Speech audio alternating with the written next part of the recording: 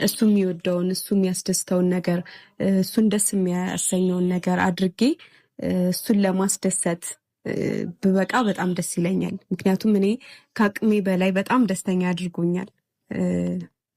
እኔ እንጃ ብሩኬ በጣም አመሰግናለሁ። በጣም ወድሃለሁ፣ አከብረሃለሁ።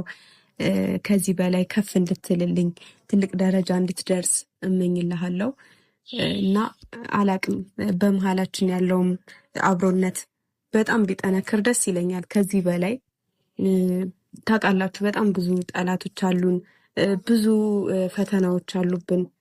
ግን ደግሞ ያን ሁሉ ተቋቁሞ ደግሞ እንደዚህ ደስተኛ መሆን ቀላል ነገር አይደለም። አውቃለሁ በብሩኬ በጣም ብዙ ጊዜ ተናድጄበታለሁ፣ አዝኜበታለሁ፣ ብዙ ነገርም ብየዋለሁ፣ አስቀይሜዋለሁ። እሱም እንደዛው። ግን ያለፈውን ረስቶ ደግሞ እንደዚህ ደስተኛ መሆን መታደል ነው አይደለ?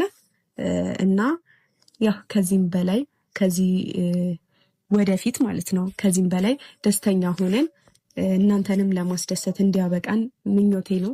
እኔን ብሩኬ አስደስቶኛል። እናንተንም ብሩኬንም እኔ ደግሞ ለማስደሰት ያብቃኝ።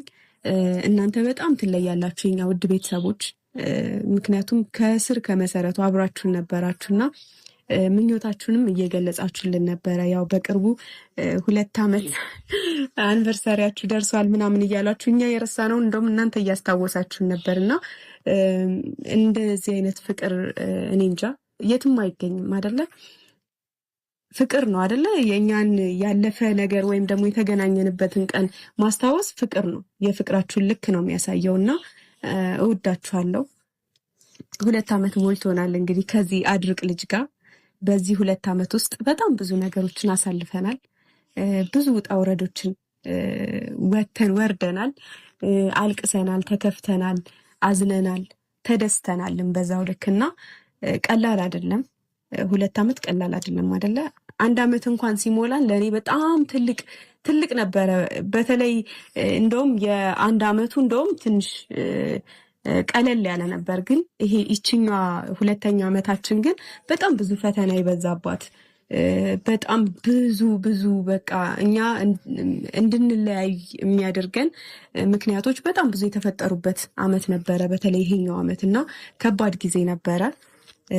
ግን እግዚአብሔር ይመስገን ሁሉም አልፏል። ከዚህም በላይ ደግሞ ሁሉም አልፎ ደስተኛ እንድንሆን ምኞቴ ነው።